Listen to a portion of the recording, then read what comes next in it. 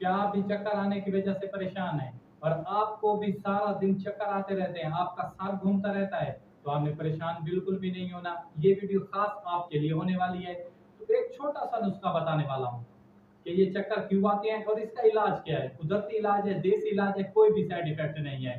सिर्फ चार चीजों का ऐसा कमाल रिजल्ट है कि इंशाल्लाह इंशाल्लाह आप एक तो चक्कर आना है जो आपका सर घूमता है उसको भूल जाएंगे, और इसके साथ साथ आपकी कमजोरी भी आपसे दूर भाग जाएगी। तो इससे बड़ी क्या बात होनी है, एक तीर से दो निशाने होनी है। एक तो आपकी कमजोरी भागेगी, दूसरे चक्कर भी नहीं आएंगे। तो सबसे चक्कर आने की जो मेन वजह होती है ये कमजोरी होती है, खून की कमी होती है, खुराक का कम खाना होता है। तो सबसे पहले चार चीजें आप नोट कर लें। नंबर वन पे आलू बुखारा खुश्क हालत में कितना लेना है, 2 अदद लेना है, ज्यादा नहीं लेना। आलू बुखारा खुश्क हालत में 2 अदद हो गया। एक अदद हो गया तुफ मलंगा या तुफ बलंदा भी कहते हैं इसको। एक चम्मच हो गया मिश्री।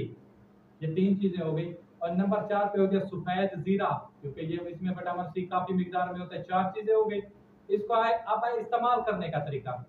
नोट करनी है चीजें। नंबर वन पे आलू बुखारा 2 अदद खुश्क हालत में चाहिए, इसके साथ सफेद जीरा, मिश्री। और नंबर चार पे इसके साथ चाहिए आलू बुखारा, मिश्री। और नंबर चार पे आप इसको है जो इसको बनाने का तरीका आपने खास ख्याल रखना है। क्या है बनाने का जो तरीका है, खास ख्याल में रखना है।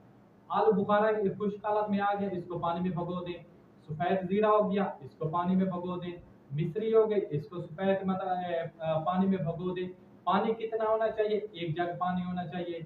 इन चारों चीजों को, कितनी चीजों को, इन चारों चीजों को शाम को भगो कर रख दें, दूसरे दिन इस्तेमाल करें।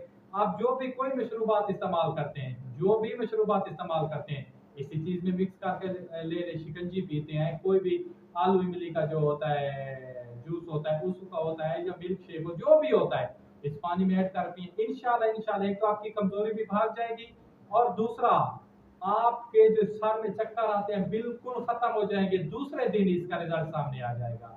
तो हमें भाई को दीजिए इजाजत। खुदा हाफिज़, जज़ाकल्लाह।